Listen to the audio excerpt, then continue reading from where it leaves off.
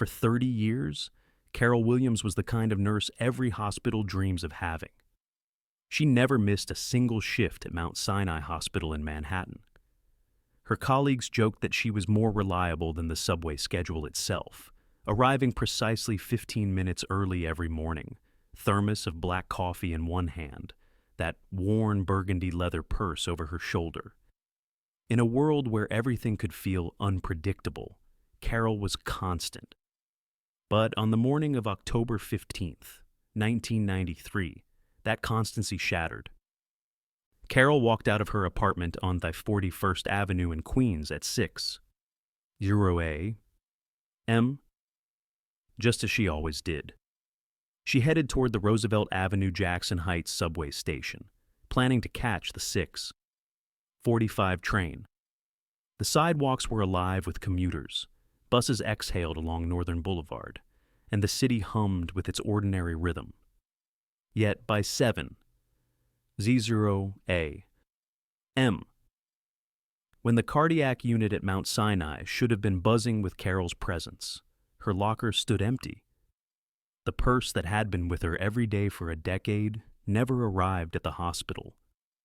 From the first moment, her absence didn't feel like someone running late. It felt like a violation of the natural order. For 3 decades, that moment would haunt her colleagues, her family, and her neighborhood. What began as a routine morning commute became the starting point of a mystery that refused to fade. A story whispered through Queens streets and filed away in police cabinets as just another missing person report, until new eyes and new technology revealed what had been hiding in the shadows all along. If you've ever wondered how fast a normal morning can transform into a lifetime of questions, how quickly the ground beneath you can vanish, this is that story. This is the morning that turned into 30 years of silence. Before we begin, take a second to support the work that keeps these stories alive. If you want more coverage of haunting cold case files, subscribe and join us. Every click, every share, is a reminder that names like Carol's cannot be allowed to disappear. The alarm clock on the nightstand screamed at precisely 5:00 a.m., just as it had every weekday for years. Carol Williams's hand darted across the sheets with the reflex of repetition, silencing the shrill ring in a single practiced motion. For her, mornings were never chaotic, never uncertain. They were orchestrated, each step in her routine carefully measured and performed with quiet discipline. That discipline had carried her through 30 years of nursing, through long nights when patients' lives hung by a thread, through epidemics that pushed entire hospitals to their breaking point. In her own private life, Carol kept the same order, as if structure itself was a shield against the unpredictable chaos that awaited her inside a hospital ward. She swung her legs out of bed, feet meeting the cool wood floor. The radiator rattled its usual metallic knock against the wall. Outside, the city was still dark, but already breathing, early buses coughing down Northern Boulevard, a delivery truck grinding its gears at the intersection. For Carol, these sounds weren't disturbances. They were cues, the familiar overture to another workday. By 5:05, she was in the bathroom, steam fogging the mirror as she stepped into the shower. 12 minutes, no more, no less. Carol had learned to ration her time with the precision of a metronome. She knew the plumbing in their Queens walk-up, knew that Mrs. Rodriguez in the apartment below would bang the ceiling with a broom handle if the water ran too long. So Carol limited herself, humming softly under her breath, not loud enough for anyone else to identify the tune. It was an intimacy she never shared aloud, a quiet song to herself while the water washed away the night. At 5:20, she toweled off and pulled on her pressed navy blue scrubs. She had ironed them the night before, smoothing out every wrinkle as if presentation mattered just as much for colleagues as it did for patients. White sneakers, spotless, with new laces she had strung only days earlier. Around her neck, The small gold cross her mother had given her on graduation day rested against her collarbone. She wore it not as a flourish, but as a quiet reminder of the vows she had once made to heal, to endure. By 5:30, the percolator on the kitchen counter was bubbling. The aroma of strong black coffee filled the apartment, mingling with the faint scent of toast browning in the old toaster. Carol's routine breakfast never changed. 2 slices of wheat bread, lightly buttered, eaten while standing at the counter, schedule spread out before her like a tactical plan. She scribbled reminders in her notebook, checked which patients were due for morning rounds, and rehearsed in her mind the names of those in recovery. In those minutes, she was both nurse and general, preparing for battle in the cardiac unit. Routines gave her control in a world where nothing stayed predictable for long. She had seen too many nights where alarms shrieked, where a single heartbeat faltered without warning. Outside those walls, Carol's structure was survival, a way to hold the chaos at bay. At 5:50, Sarah Chen, her roommate, stepped quietly out of her own room. She was peeling off scrubs after another graveyard shift at Elmhurst Hospital. For 2 years, the women had shared this rhythm, Sarah ending her day just as Carol's began. They crossed paths in the narrow hallway, 2 tired professionals bound by medicine, exhaustion, and the quiet camaraderie of people who work too much. Mrs. Patterson's being discharged today, Carol mentioned, almost in passing. A patient who had lingered for weeks in the cardiac unit would finally go home. Sarah nodded, recognizing the complicated mix of emotions that came with those discharges, relief for the recovery, sorrow for the bond severed.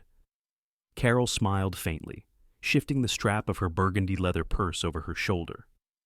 That purse had been her constant companion for more than a decade, the brass clasps polished smooth from daily use. Inside it was everything she needed. Her Metro card with exactly 1 week's worth of rides, her glasses in a blue felt case, the notebook of grocery lists and patient notes, a careful microcosm of order. Sarah asked the ritual question. Home for dinner? 8's. Should be, Carol answered, glancing at her watch. It was 6:00 a.m. Precisely, the exact time she needed to leave if she was going to walk the 8 blocks to Roosevelt Avenue and still catch the 6:45 train. Carol never cut it close. She believed that being late in New York set off a chain reaction. 5 minutes became 20, 20 became chaos. In her life, margin was protection. The 2 women smiled briefly before parting, one toward sleep, the other toward another 12-hour shift of constant vigilance. The apartment door squeaked open and shut with its familiar protest. Then footsteps echoed down the stairwell. Sarah, already half drifting, didn't move to the window. On most mornings, she would glance out and see Carol turn left toward Roosevelt Avenue, small and steady in the dawn. But exhaustion pulled her into bed. Later, she would revisit that choice over and over, haunted by the thought that one glance, one detail, might have mattered. Outside, Carol's sneakers carried her across the waking city.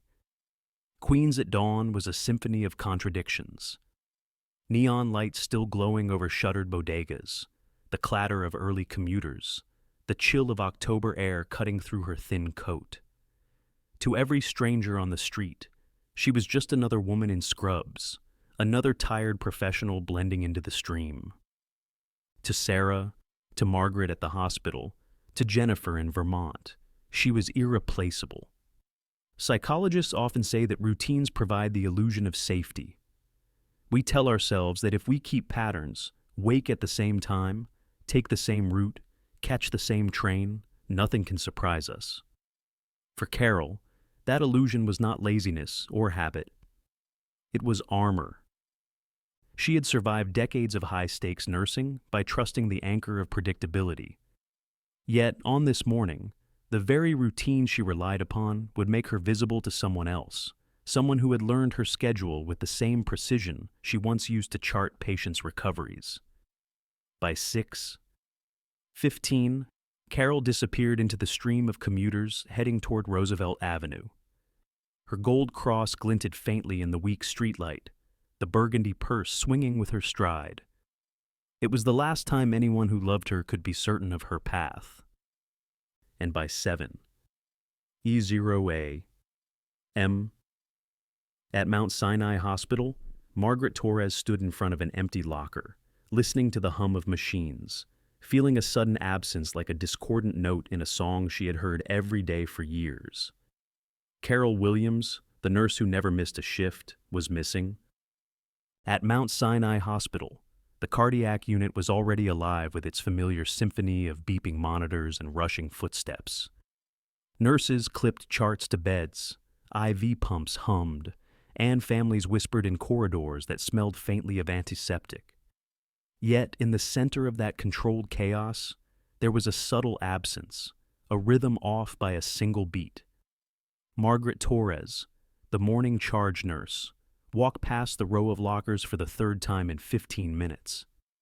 Carol's space, usually a small shrine of order with her pressed scrubs folded neatly and her lunch tucked into the shelf, was still empty. Margaret tried to push away the unease. After all, people ran late. Subways stalled. Alarm clocks failed. But she had worked with Carol for nearly a decade. She had seen her arrive through snowstorms, through blackouts, through family emergencies that would have excused anyone else. Carol Williams didn't run late. And she certainly didn't fail to call. By 8:00 a.m., Margaret was dialing Carol's apartment phone. It rang and rang before the answering machine clicked on, playing Carol's calm, professional voice asking the caller to leave a message. Margaret left one, then another, her words sharp with worry disguised as forced casualness. "It's Margaret. Just checking in. Call me back." By 9:00, her concern had hardened into certainty. Something was wrong. That same hour, Sarah Chen trudged up the stairwell of their apartment building, exhaustion tugging at her body after a 12-hour night shift. She expected the familiar sight. Carol's coffee cup rinsed and placed on the drying rack, the faint smell of floral shampoo lingering in the bathroom. Instead, she walked into a kitchen that felt frozen in time. The percolator still sat on the counter, half a cup of black coffee cooling into bitterness. The morning newspaper remained folded, untouched. Most disturbing was what sat on Carol's dresser. The small black clutch, her backup purse, the one she used for evening shifts or special occasions, was still there. Carol never left without a purse.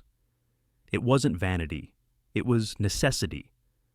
Identification, money, her schedule, all were part of her carefully constructed order. To see that clutch abandoned was to know something had broken. Sarah moved through Carol's bedroom with dread pressing on her chest. The bed was made with military precision, corners tucked, the quilt pulled tight. On the mirror, Carol's neat handwriting spelled out her shift for October 15th. 7:00 a.m. 7. p.m. Cardiac unit. There was no note, no deviation, no sign of escape or impulsive absence. Sarah knew instantly what strangers and even police would take days to accept. Carol hadn't walked away. Carol had vanished. At 10:00 a.m., hands shaking, Sarah called the 108th Precinct. The desk sergeant took down the details in a tone that suggested routine, not urgency. Adults, he explained, had the right to disappear. Unless there was proof of foul play or clear vulnerability, a missing person report required a 24-hour wait. A healthy 30-year-old woman didn't qualify for immediate action. Sarah tried to argue, her words stumbling over fear and exhaustion. She described Carol's predictability, the coffee, the purse. But the sergeant had heard hundreds of anxious calls before, and he placed hers in the same category: overreaction. Later, Sarah would replay that call the way she replayed her choice not to look out the window that morning. What if she had demanded action sooner? What if she had insisted harder? Guilt layered itself onto grief in ways she would never fully shake.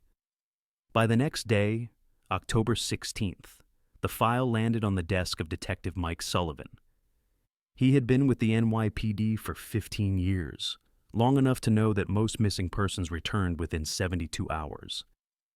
Usually, the explanation was mundane: a family dispute, a sudden trip, a private decision to leave. But even in those first notes, Sullivan sensed Margaret's urgency and Sarah's certainty. Still, the system was the system. Carol became one case among dozens, her name another line in a logbook that already bulged with disappearances. If your roommate didn't show by 7, Jury 0A. M. When would your worry become alarm? After the first missed call? After finding her purse untouched? Or only when the police told you to wait, even as your instincts screamed otherwise? The city continued its rhythm that day, subways running, hospitals buzzing, sidewalks crowded. But for those who knew Carol, time itself felt fractured, as though the ordinary clockwork of their lives had stopped with the half-empty coffee cup. Comment below. What would you do first if someone close to you disappeared? Leave a 1 if you found this story gripping, or no if you didn't. Every response helps keep cold case stories like Carol's in the light. Queens in the early 1990s was a landscape of contradiction. By day it was crowded, loud, and ordinary, a patchwork of bodegas, laundromats, bakeries, and subway stairwells. Roosevelt Avenue at rush hour was an endless river of faces. Commuters pressed shoulder to shoulder, all of them focused on the urgency of reaching work on time. To most, it was the most forgettable part of their day. They marched forward with blank expressions, the kind of urban anonymity that gives a city its pulse. That anonymity was the heart of the problem. Dozens, maybe hundreds of people would have passed Carol Williams on the morning of October 15th, 1993. She walked those 8 blocks in navy scrubs, white sneakers, the burgundy purse tucked safely under her arm. Yet not a single person could recall seeing her when detectives later canvassed the neighborhood. She had blended into the stream too well. To live in New York was to filter faces, to ignore details, to protect yourself by not remembering too much. That skill, so necessary for survival in a dense city, became the very reason Carol's last walk was invisible. Detective Mike Sullivan and his partner, Rosa Martinez, walked the same path days later. They asked shopkeepers if they remembered the nurse who came through each morning. A few nodded vaguely, recalling a polite woman who often bought toast or coffee, who always had exact change.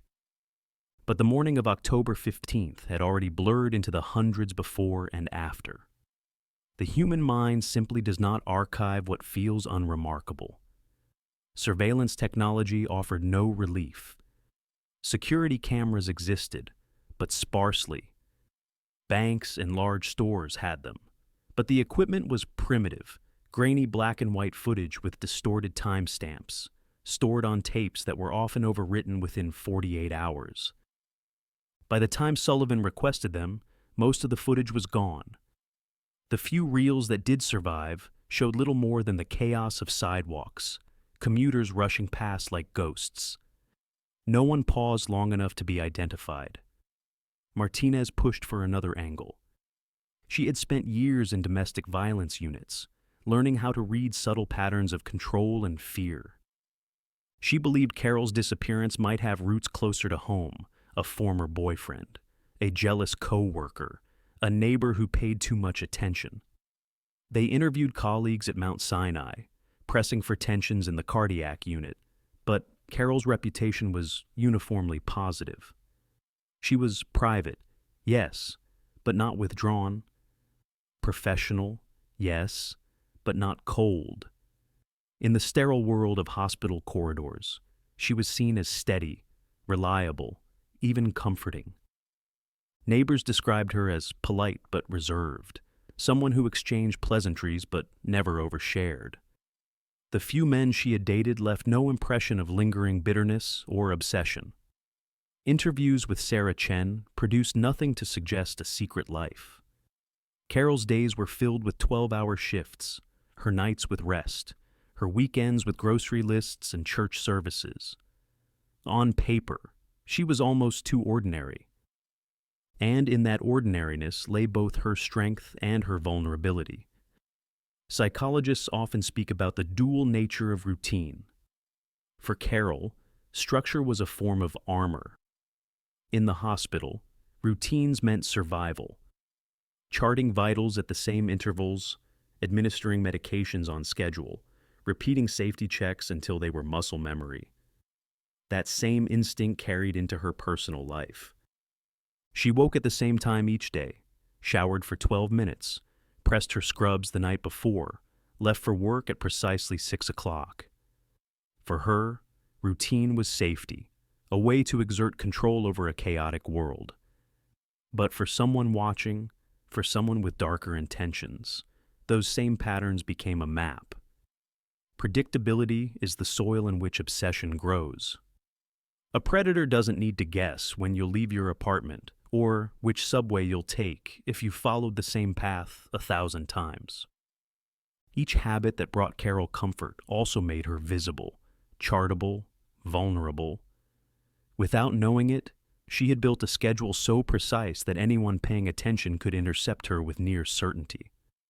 Sullivan and Martinez noted this in their reports, though at the time they did not have a suspect to apply it to. They recognized that Carol's disappearance had not been spontaneous. It had been targeted. Yet, without witnesses or evidence, their notes were little more than speculation. The city itself worked against them, thousands of people moving in every direction, an environment where someone could vanish in the space between 2 subway stops. The detectives pressed harder. They combed through hospital records, looking for disputes or disciplinary actions that might point to an angry colleague. They tracked Carol's finances, searching for unusual withdrawals or unexplained purchases. Nothing. Her bank account remained untouched, her credit cards unused. It was as if her life had been cut cleanly from the city's fabric, leaving only a frayed edge where she once stood. By November, the absence of leads began to feel suffocating. Martinez argued that someone had to have seen more, that fear or indifference had kept them silent. Sullivan countered that sometimes the city simply swallows people whole, without reason, without witnesses, without closure. He had seen it too many times. Yet beneath their professional detachment was a creeping recognition. Carol's very reliability, the thing that made her irreplaceable in the cardiac unit, had made her vulnerable outside it. She had designed a life of order, and someone had used that order against her. This realization would linger in the background of the case, unproven but deeply unsettling. Carol Williams had lived her life believing that structure meant safety. In the end, it was that same structure that allowed her to disappear without a trace, swallowed by Roosevelt Avenue at rush hour, a place where thousands of eyes looked but none truly saw. On the afternoon of October 16th, 1993, while grading spelling tests in her 3rd grade classroom in Burlington, Vermont, Jennifer Williams answered the call that split her life in 2. The voice on the line was Sarah Chen's, uneven and exhausted, carrying news Jennifer could not process at first. Her sister Carol had never arrived at Mount Sinai. She was missing. Jennifer hung up the receiver and sat frozen at her desk, the fluorescent hum above her sounding suddenly too loud. In that instant, she knew that nothing about her life as a teacher, or as a sister, would remain the same. By 6 E0 P.M. She was behind the wheel of her Honda Civic, headlights carving through the long, dark stretch of Interstate 91. 6 hours down through the autumn night, she clutched the steering wheel so tightly her knuckles burned, replaying every recent conversation with Carol. She remembered the tired tone in her sister's voice on their last Sunday call, and the casual aside, "Sometimes I feel like I'm being watched on my way to work," that Jennifer had brushed off as city nerves. By the time she reached Queens close to 2, E0AM, guilt was gnawing at her as fiercely as fear. The next morning, with no time to waste, Jennifer walked into a Kinko's on Northern Boulevard. She carried Carol's graduation photo, her sister in a white nursing cap, eyes bright with ambition, and laid it on the counter. 500 copies, she told the clerk. The machine churned, spitting out flyer after flyer. Carol's face framed by the stark word "missing" in block letters. The young man who handled the papers did so with weary efficiency, as though producing missing person posters was as routine as printing party invitations. Jennifer left with a stack so heavy she had to balance it against her chest. For the next several days, the streets of Queens became her territory. Lampposts, bus stops, deli windows, everywhere she could reach, she stapled and taped Carol's photo. She pressed the flyers into strangers' hands, into the palms of shopkeepers who nodded solemnly. At first, she thought of it as a desperate act of hope. Over time, it became a ritual of defiance, a refusal to let her sister's name dissolve into the city's background noise. The community around Roosevelt Avenue responded in small but profound ways. Hector Morales, the bodega owner Carol had greeted every morning, placed her poster in his window and promised not to cover it, even as newer announcements layered over it. The Korean family who ran the laundromat recalled Carol's weekly visits, her polite patience with their children who played in the aisles. The pharmacist at Duane Reade still had her prescription ready for pickup. Even the token booth clerk at the subway station remembered her steady commute, recognizing her from the photograph with a solemn nod. Each conversation gave Jennifer fragments of her sister's life she had never seen. Carol wasn't just the dependable nurse or the quiet roommate. She was a thread in a larger fabric, part of a community that had noticed her absence even before Jennifer arrived. One memory stood out. A construction worker named Miguel Santos told Jennifer about a man he had often noticed near the Roosevelt Avenue station. Tall, broad-shouldered, always hanging back just far enough to avoid notice, yet close enough to follow women as they walked. Miguel said he had seen him more than once in the weeks before Carol vanished. The description was vague: dark jacket, work boots, maybe 30 or 40 years old, but it was more than the police had managed to uncover. To Jennifer, it was a sliver of truth in the fog. If it were your sister, how many blocks would you staple before your hands gave out? How many times would you tell strangers her laugh, her stride, the exact shape of the purse she carried, hoping someone would suddenly remember?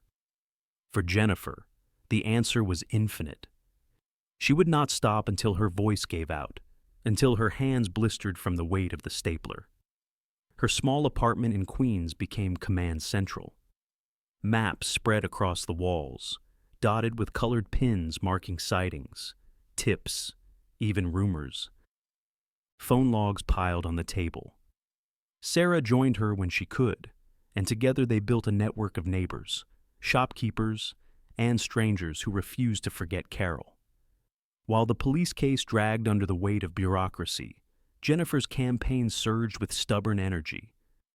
By late October, the posters had become part of the neighborhood landscape. Children pointed at Carol's face as they passed, asking their parents questions. Elderly neighbors paused at the flyers with bowed heads, whispering prayers. In those weeks, Jennifer turned grief into action, her search carried not only by family duty, but by a community that had adopted Carol's story as their own. The official investigation might have treated Carol as another statistic, but on Roosevelt Avenue, she was a person, a neighbor, a nurse who had carried groceries up stairwells and said, "Thank you" in halting Spanish.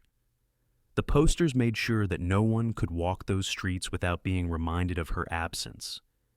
If you believe families like Jennifer's deserve support, please share this story. In the world of cold case files, public memory is oxygen. And right now, it keeps Carol alive.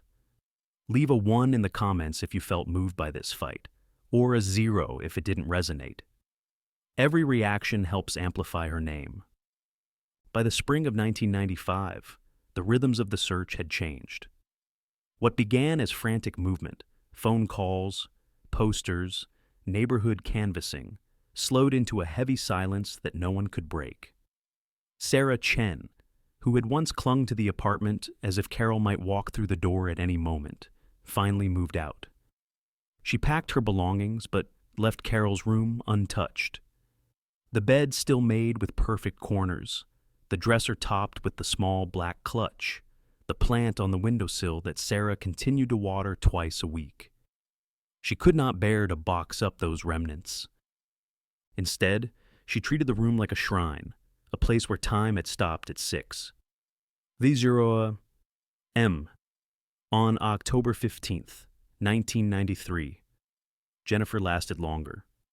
She remained in Queens until September 1994, her savings drained by unpaid leave and the relentless demands of the search. Each visit to a precinct or management office ended in polite but firm dismissal.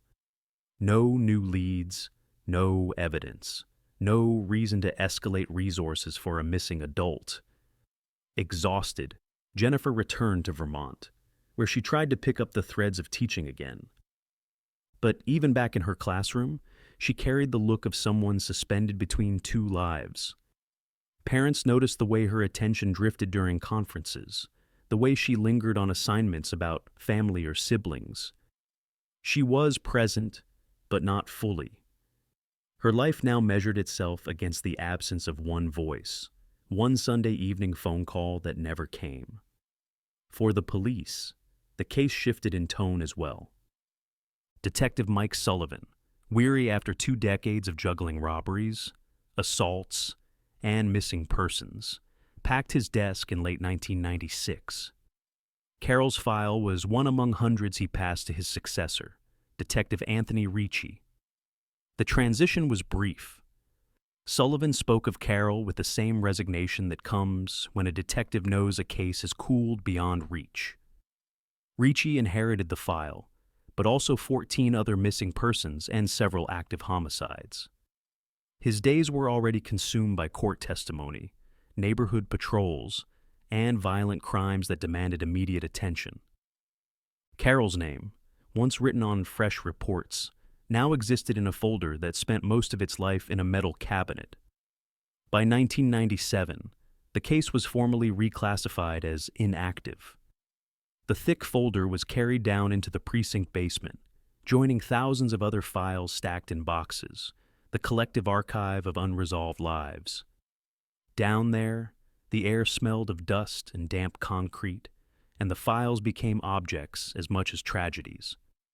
Envelopes of jewelry with no owner to claim them, photographs of faces that no one had seen in years, handwritten statements yellowing at the edges. Carol Williams became part of that chorus of silence. But for her family and friends, silence was never simple. Grief of this kind does not fade, it transforms. Jennifer learned to live like an archivist, maintaining careful records of each call she made to the precinct, each rumor she chased down, each holiday she marked by leaving a photograph of Carol on the table. Sarah maintained her own rituals. Every October, she lit a candle in her new California apartment, whispering Carol's name into the darkness. Mrs. Rodriguez, the neighbor downstairs, continued setting aside Carol's mail long after it stopped coming, stacking it neatly as if one day Carol might return to collect it. Psychologists often describe this phase as the shift from acute grief to chronic mourning. When no body is found, When no answers are delivered, families are left in an endless loop. They become caretakers of memory, not only because they love, but because forgetting feels like betrayal. Routines grow around the absence. Jennifer's classroom had a small photo of Carol tucked in a desk drawer, not for display, but for reassurance. Sarah found herself double-checking locks at night, not because she thought Brennan, or any stalker, was nearby, but because living with Carol's disappearance had taught her that safety could dissolve in the space of a morning commute. The cold years were heavy, not because nothing happened, but because everything that did happen was a reminder of what never would again. Birthdays passed with no phone calls. Holidays carried an empty chair that could not be filled. Life continued, but always bent around the space Carol had left behind. And so, by the late 1990s, the official file lay dormant under layers of dust, while the true record of Carol Williams, her voice, her kindness, her meticulous routines, lived only in the fragile archives of memory, kept alive by those who refused to forget. By 2018, the story of Carol Williams existed mostly in memories and dust. Her file, once the focus of tearful interviews and frantic neighborhood canvassing, had long been relegated to the precinct basement. Generations of detectives had cycled in and out, each one inheriting her case with a sigh, only to let it fade beneath fresher emergencies. But that year, the 108th Precinct began a quiet project that would change everything. The department had launched a digitization initiative. Old paper files, photographs, and analog evidence were to be scanned and uploaded into searchable databases. The work was tedious, far from glamorous. Detectives rotated shifts in a windowless room that smelled of mold and toner, hunched over scanners as they fed in page after page of forgotten tragedies. Detective Maria Santos, newly assigned to the cold case unit, volunteered to oversee much of the process. She was methodical, patient, the kind of investigator who understood that answers often emerge not from dramatic breakthroughs, but from careful, repetitive labor. To her, each file represented not just paper, but people, families who had never stopped waiting. One Tuesday morning in March 2018, a thick folder landed on her desk. It bore the name Williams, Carol, missing person, October 1993. The case was thicker than most, its organization meticulous. Someone, probably Jennifer, through years of pressure, had kept it alive longer than usual. Santos flipped through statements, photographs, typed transcripts. Each page carried the weight of urgency long since cooled.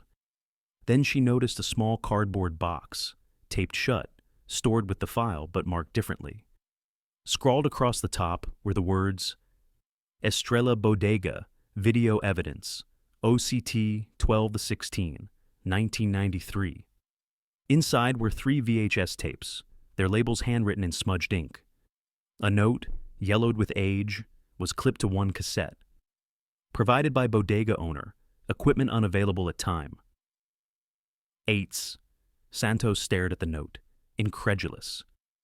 In 1993, the precinct had lacked a working VHS player. A quarter-century of uncertainty might have concealed a clue that no one had ever watched. She tracked down an ancient VHS deck in the evidence room, a machine with tangled cords and a faceplate coated in dust. With help from the IT technician, she coaxed it into life, its blue screen flickering to static. The footage was crude, a wide-angle camera mounted above the bodega's entrance on Roosevelt Avenue. Grainy black and white images rolled across the screen, timestamps barely legible. For hours, Santos sat through the monotony of sidewalk traffic. Shoppers drifted by with bags, children darted in and out of frame, commuters flowed toward the subway entrance. Then, at 6:00 a.m., on October 15th, 1993, the frame captured a familiar figure. A woman in scrubs, a burgundy purse slung over her shoulder, walking with calm determination. Carol Williams. Santos leaned closer, heart hammering. For the first time in 25 years, she was watching Carol move through the world, preserved in pixels older than many of her current colleagues. But Carol was not alone. 20 feet behind her, half obscured by the blur of passersby, walked a taller figure in a dark jacket. He moved with deliberate precision. When Carol slowed, he slowed. When she quickened, he quickened. He never closed the gap, never drew attention, but his pace was tethered to hers, like a shadow that refused to fall away.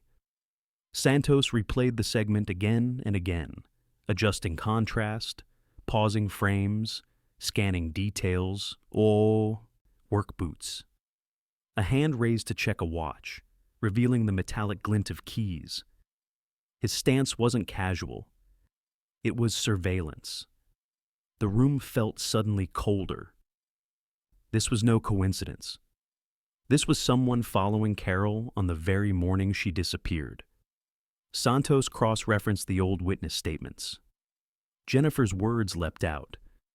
Carol had once mentioned feeling watched on her way to work. Neighbors had spoken about a man loitering near the building entrance. In 1993, those details had been dismissed as paranoia. Now, on screen, the paranoia was visible, undeniable. For Santos, the moment was electric. Cold cases rarely offered new evidence. They survived on scraps, on reinterpretations of what had already been combed over 100 times. Yet here, buried in a mislabeled box, was something entirely different. Proof that Carol had not vanished by chance. She had been stalked. If you finally saw the shadow you'd imagined for 25 years, would that feel like hope or proof? Hope that the truth might surface at last, or proof that your darkest fears were always real? For Jennifer Williams, the answer would be both. If you want the algorithm to push forward stories like this, cold case files treated with seriousness, not sensationalism, hit like right now. It ensures voices like Carol's are not forgotten in the shuffle of time. Detective Maria Santos knew that shadows do not walk alone. They belong to someone. Once she identified the blurred figure in the bodega footage, she turned her attention to who, in Carol's life, had both access and motive. The answer, disturbingly, had been hiding in plain sight since 1993. His name was Harold Brennan. At the time of Carol's disappearance, Brennan had served as superintendent of the 41st Avenue apartment building where she lived with Sarah Chen. On paper, his job seemed ordinary. Handle maintenance requests, repair leaky pipes, make sure rent checks reach the management office.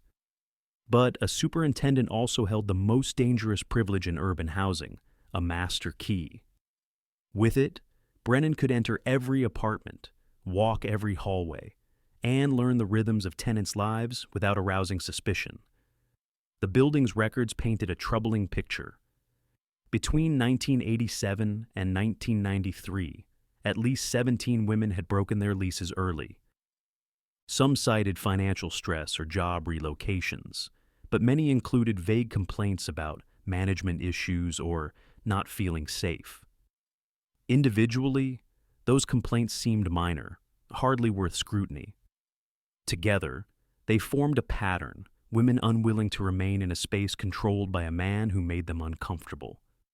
Santos dug deeper. Phone logs revealed a litany of calls to the property management company, many from female tenants, reporting that Brennan delayed repairs or showed up without notice. One woman recalled him entering her apartment under the pretext of checking a radiator, only to linger in her living room, commenting on her personal belongings. Another mentioned catching him in the hallway late at night, claiming he was just making rounds. In the early 1990s, before stricter tenant rights enforcement, such incidents rarely made it into formal reports. Complaints were handled informally, brushed aside as misunderstandings. Mrs. Rodriguez, the elderly neighbor who lived below Carol, remembered more. In 2018, Santos found her feeding pigeons in the courtyard and asked about the superintendent from those years. The old woman's face darkened. Brennan, she said, often asked about Carol's work hours. He claimed it was to coordinate maintenance, but his interest was too focused, too persistent. Mrs. Rodriguez recalled mornings when Brennan stood near the entrance, loitering as Carol left for her shift, offering greetings that seemed less polite than watchful. Cross-referencing employment records, Santos uncovered Brennan's transient career path. After leaving the 41st Avenue building just weeks after Carol vanished, he cycled through multiple superintendent jobs across Queens and Brooklyn. In each case, his tenure was short, usually no more than 2 years, and often ended after female tenants broke leases or filed informal complaints. Nothing ever rose to the level of criminal investigation. He was careful, methodical, skilled at skirting consequences. By 2018, Brennan was living in Astoria, employed as a maintenance supervisor for a large apartment complex housing more than 200 tenants. Santos conducted discreet surveillance. The man was in his 60s now, but his habits had not changed. She observed him watching women in the courtyard, tracking them with his eyes as they moved toward the subway, adjusting his pace to theirs when walking behind them. Always close enough to monitor, never close enough to confront. It was the same body language captured on the VHS tape 25 years earlier. Psychological analysis revealed the disturbing consistency of Brennan's pattern. He was not impulsive. He was structured.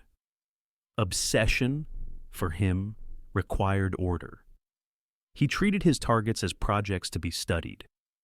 He learned their routines, charted their preferences, and infiltrated their private spaces with the quiet confidence of someone who believed he was entitled to their lives. His master keys symbolized that entitlement. With them, he erased boundaries between public and private, convincing himself that possession of access equaled possession of people. Predators like Brennan often collect trophies, not in the traditional sense of violent killers, but in subtler, more insidious ways. Items borrowed without permission. Photographs snapped from windows. Details recorded in journals. For Brennan, the structure of stalking itself became the trophy. Each observation was a small victory, each intrusion proof that he could bend another person's existence around his presence. When women fled his buildings, breaking leases and forfeiting deposits, it was less a rejection than a confirmation of his power. He had made them change their lives. The entitlement threaded through everything he did. Neighbors described his tone as overfamiliar, his presence as unavoidable. He wielded authority in spaces where women expected safety, their own homes, their own hallways. In the psychological profile Santos built, Brennan's greatest weapon was invisibility. A superintendent was supposed to be background, the man who fixed pipes and collected trash. He used that invisibility to become the watcher in the walls, unseen yet omnipresent. What chilled Santos most was not that Brennan had likely targeted Carol, but that his behavior had never stopped. Decades had passed, but the mechanics of his obsession had only adapted.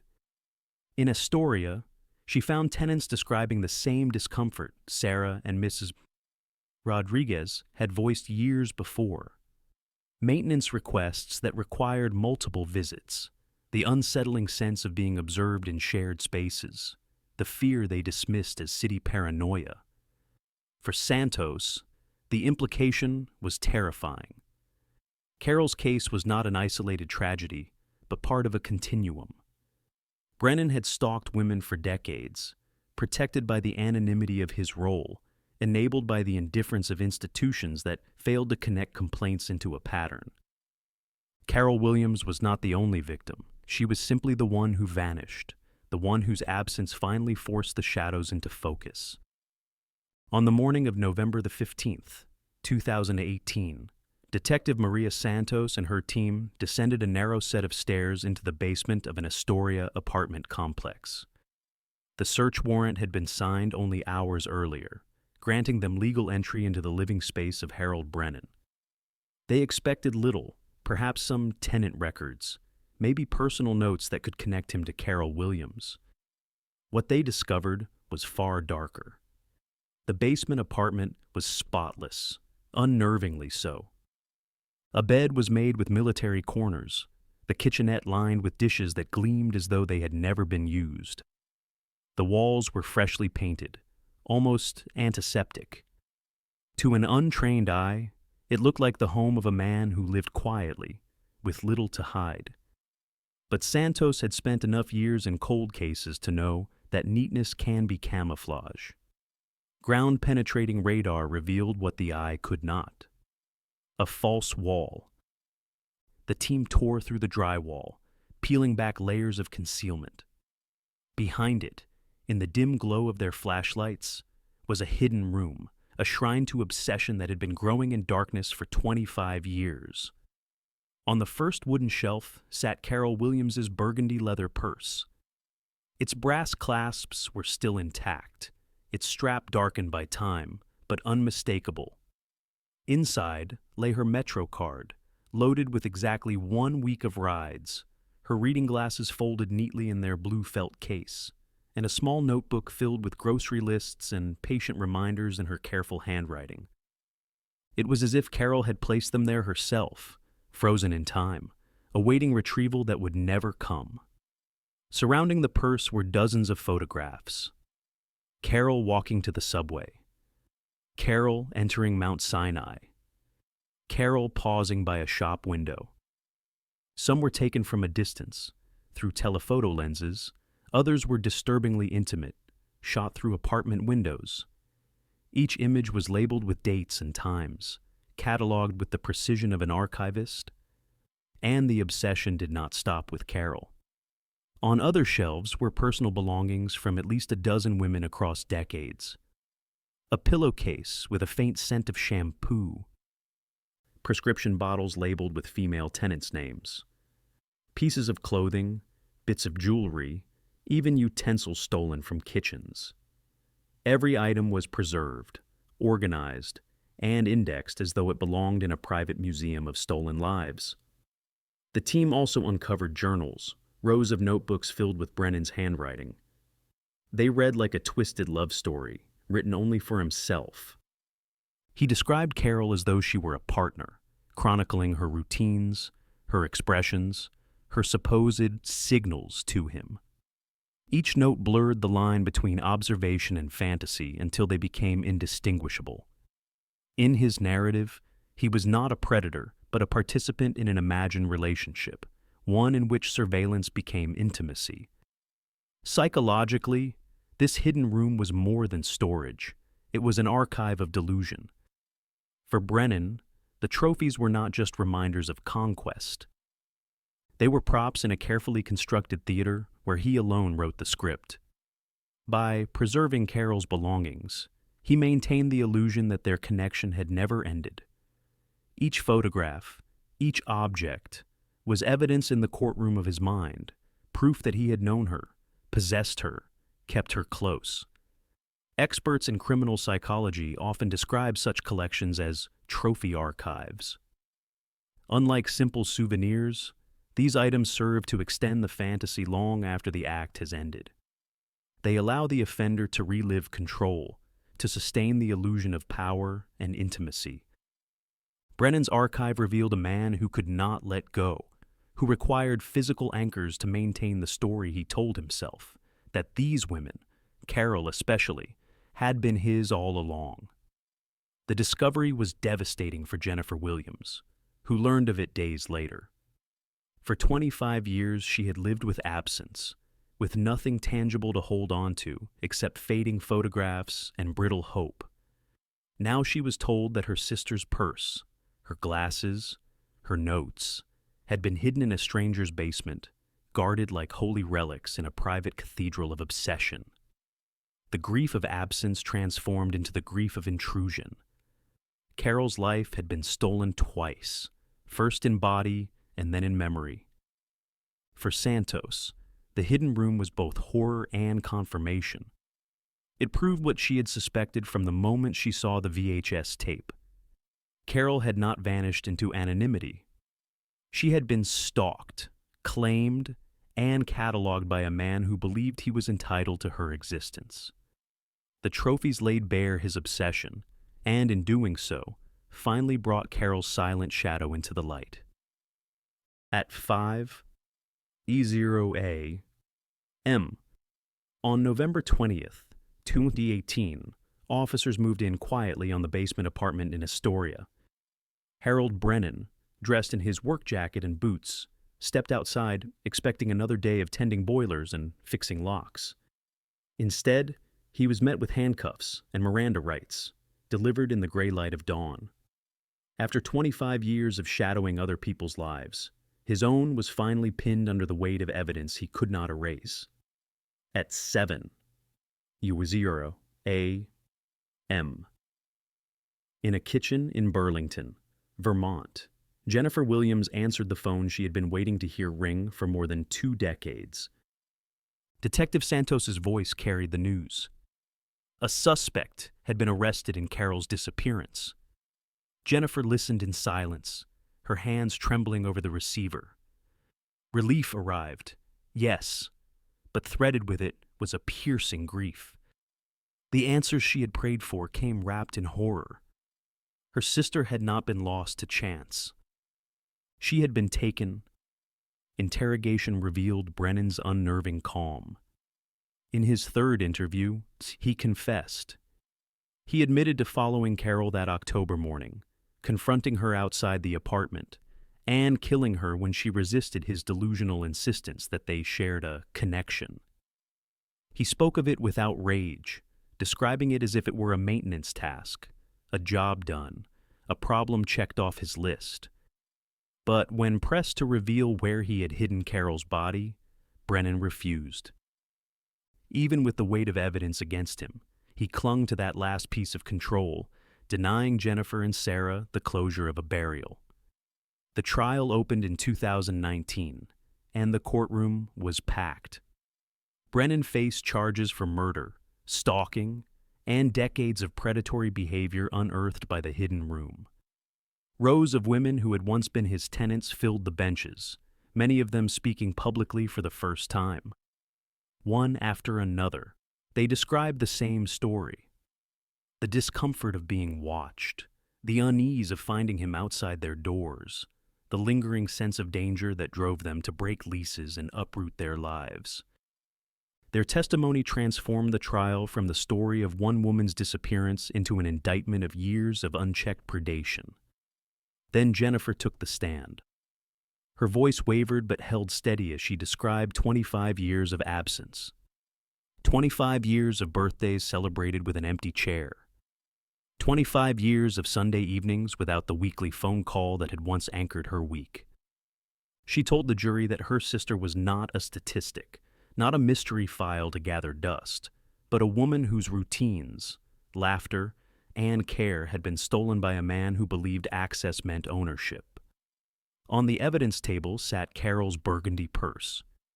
Jurors could see the familiar brass clasps, the glasses, the Metro card still loaded with a week of rides never taken. If you were on that jury, could you look at the purse on the evidence table and convince yourself otherwise? Could you tell yourself this man was anything but guilty when every item in that bag testified louder than words? The verdict was clear. Harold Brennan was found guilty of first-degree murder and sentenced to life without parole. For Jennifer, it was not the reunion she had hoped for, but it was, finally, justice. A voice for her sister in a courtroom that had waited 25 years to hear it. If you believe cold case files should be told with the victim at the center, follow this channel. Because every subscription ensures their names, like Carol's, are never erased again. The conviction of Harold Brennan did not end the story of Carol Williams.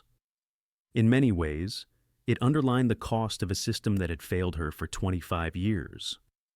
Her case became a stark illustration of what happens when institutions dismiss early warnings, when individual complaints are ignored, when the very routines meant to provide safety are turned into maps for predators. Carol's disappearance had been treated as just another adult missing person case in 1993, folded beneath the weight of a city in crisis. But what it truly revealed was an institutional blind spot. How systems overlook the lives of women who live predictably, quietly, without scandal. Her reliability, once a source of pride at Mount Sinai, was dismissed as routine when she vanished. It took persistence, first from her sister Jennifer, then from her neighbors, and finally from Detective Maria Santos, to force the city to see Carol as more than a line in a filing cabinet. Jennifer's devotion became the model of endurance. For years, she kept the search alive through flyers, phone calls, and memory. Sarah Chen, haunted but determined, maintained her own quiet rituals, keeping Carol's room intact until the weight of grief drove her across the country. And even the community around Roosevelt Avenue, the bodega owner who never removed her poster, the laundromat family, the elderly Mrs. Rodriguez stood as proof that when official channels falter, ordinary people can hold a memory together. Detective Santos, arriving decades later, became the bridge between memory and evidence. It was her refusal to treat the digitization project as busy work that uncovered the VHS tapes. It was her persistence that pulled the shadow into focus, and her investigation that unmasked a predator who had lived in plain sight for decades. Without that combination of institutional access and personal determination, Brennan might still be holding his keys and watching women from the shadows of apartment courtyards. Yet, even with his conviction, one truth remains unresolved.